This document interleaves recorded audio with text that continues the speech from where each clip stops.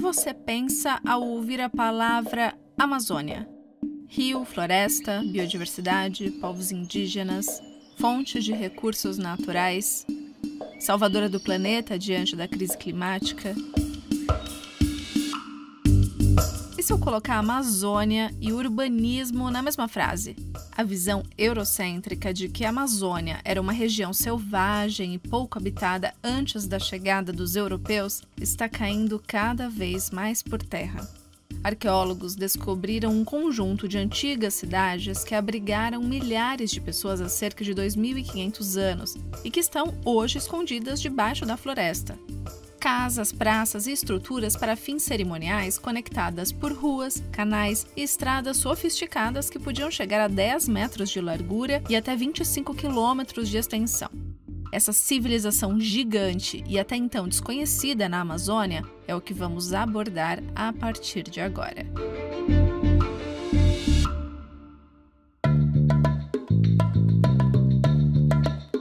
Está no ar o DW Revista, o podcast da redação brasileira da DW com sede em Bonn, na Alemanha. Eu sou Fernanda Azzolini e no episódio de hoje a gente vai dar detalhes sobre como eram essas cidades escondidas na Amazônia, a tecnologia de ponta usada para investigar o que tem abaixo da selva e como descobertas como essa são importantes para colocar em xeque a visão eurocêntrica sobre as civilizações amazônicas antes da invasão europeia. Quem participa deste episódio é a minha colega da redação e editora da DW Brasil, Érica Cocai.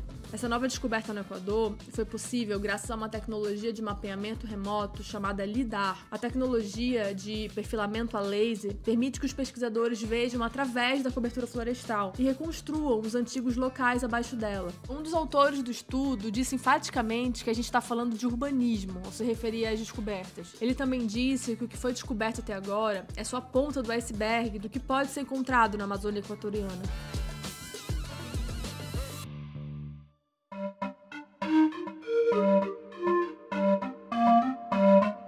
Antes de tudo, é muito complexo falar da Amazônia dadas as dimensões dessa região. A Amazônia se espalha por 9 nações da América do Sul: Brasil, Bolívia, Colômbia, Equador, Guiana, Guiana Francesa, Peru, Suriname e Venezuela. A chamada Pan-Amazônia tem uma área estimada em 7,8 milhões de quilômetros quadrados, de acordo com o Instituto do Homem e Meio Ambiente da Amazônia. A maior parte, 64%, está no Brasil. Se fosse um país, estaria entre os 10 maiores do mundo. A descoberta mais recente foi feita no Equador, a 380 quilômetros de Quito. Érica, obrigada por participar do DW Revista mais uma vez.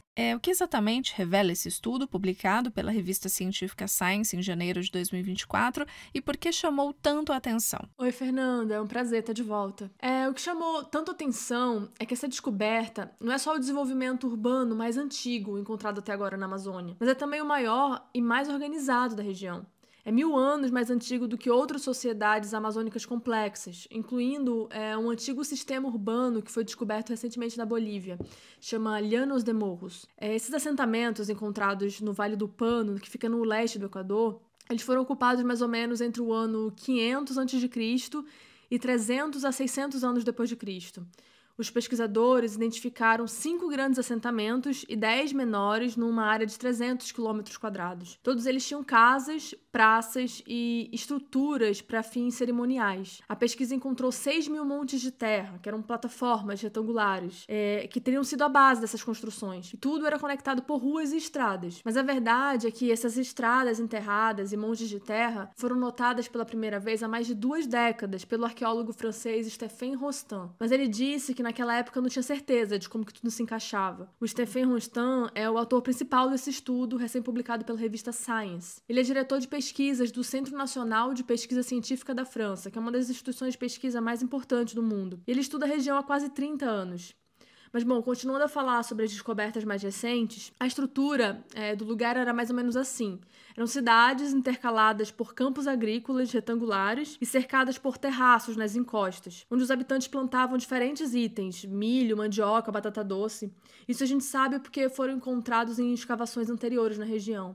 É muito difícil estimar as populações, mas os pesquisadores acreditam que o local tinha pelo menos 10 mil habitantes, possivelmente até 15 mil ou 30 mil no auge. O número é comparável à população estimada de Londres na era romana. A área fica perto de um vulcão, e isso tornou o solo rico para a agricultura, mas também pode ter levado à destruição da sociedade. Além disso, o que chamou muito atenção foi a existência de estradas largas e retas, ligando as cidades umas às outras. E construir uma estrada reta é muito mais complexo do que uma estrada que dribla, as particularidades da natureza. As maiores estradas tinham 10 metros de largura e 10 a 25 quilômetros de extensão.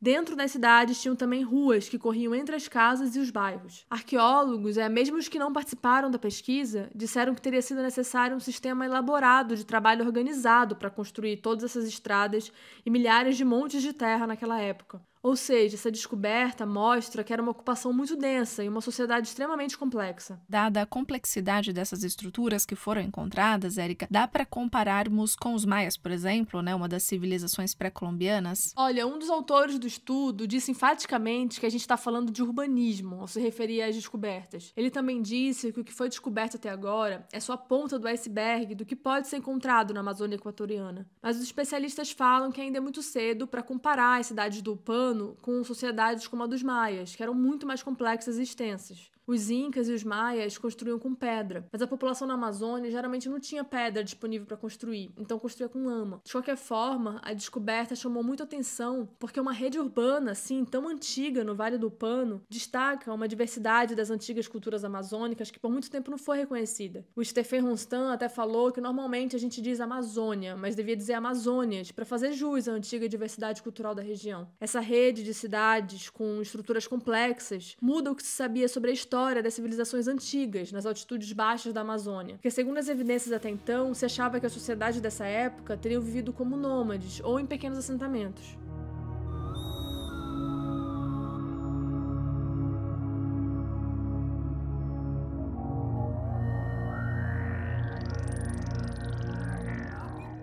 Essa é mais uma descoberta que coloca em xeque a narrativa eurocentrista. A Amazônia era e ainda é frequentemente vista como uma região selvagem, intocada, com apenas pequenos grupos de pessoas. Mas a gente tem obtido provas de como o passado é muito mais complexo. A visão eurocêntrica se reproduz de diversas formas. Já começa nas convenções cartográficas, com a Europa sempre representada no topo, observando o sul global de cima para baixo. E se reflete também na compreensão econômico-social, cultural e religiosa da sociedade. O eurocentrismo condiciona a contar a história, aquela com H maiúsculo, sob a perspectiva da superioridade europeia, muito ligada ao colonialismo. Um texto que fez parte do Congresso Mundial de Sociologia, realizado em Montreal em 1998, diz o seguinte: abre aspas, o eurocentrismo e o colonialismo são como cebolas de múltiplas camadas. Em diferentes momentos históricos do pensamento social crítico latino-americano, levantaram-se algumas destas camadas. Posteriormente, sempre foi possível reconhecer aspectos e dimensões que não tinham sido identificadas pelas críticas anteriores. Fecha aspas.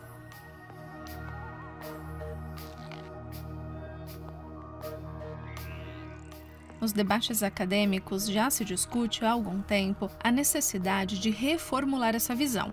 Hoje há pesquisadores que dizem que povos indígenas desenvolveram há séculos ou até milênios formas de organização social e política tão ou mais avançadas que os europeus em aspectos como a democracia e a liberdade, e que eles seriam mais uma alternativa consciente de presente do que uma janela para o passado ou para uma forma primitiva de vida. A questão é que essa mudança de narrativa vem sendo cada vez mais possível, em grande parte devido ao avanço da tecnologia.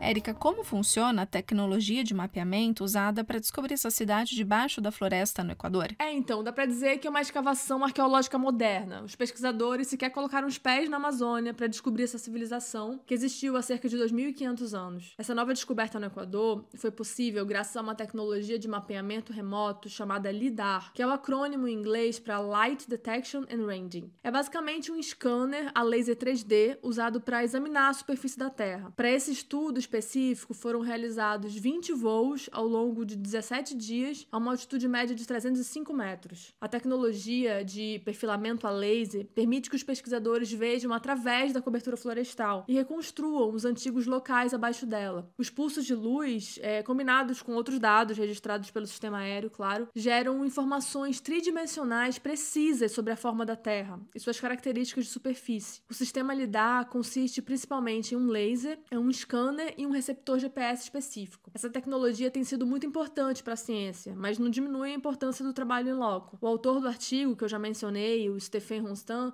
até frisou que só foi possível entender as imagens captadas pelo LiDAR por causa do estudo feito em campo pelos arqueólogos anos atrás.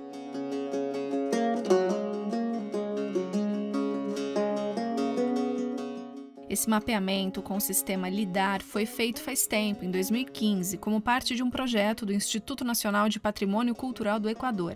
Até 2020, havia uma cláusula de confidencialidade com relação ao material. Aí só depois que a Secretaria de Educação Superior, Ciência, Tecnologia e Inovação do Equador concedeu uma autorização, o Instituto passou a compartilhar os relatórios com pesquisadores de universidades e organizações nacionais e internacionais que solicitavam essas informações. Entre eles, o Stephen Ronstam, autor principal deste estudo publicado agora em janeiro de 2024. Aliás, em junho de 2023 já havia saído uma publicação na Strata, uma revista equatoriana de arqueologia e paleontologia, com todas essas novas informações que a gente recebeu, mas o assunto ganhou destaque só agora com a publicação pela revista científica Science. A edição desta semana do DW Revista fica por aqui. Deixe nos comentários a sua opinião sobre esse assunto ou sugestão de temas para próximas edições. Mais conteúdo da DW você encontra no canal da DW Brasil no YouTube e no nosso site. Acesse dw.com/Brasil. O DW Revista é uma produção da DW em Bonn, na Alemanha, e pode ser acessado por meio de plataformas como Spotify, onde basta procurar pela playlist DW Revista. Além disso, tem na Deezer, iTunes, Google Podcasts, Google Home e Alexa.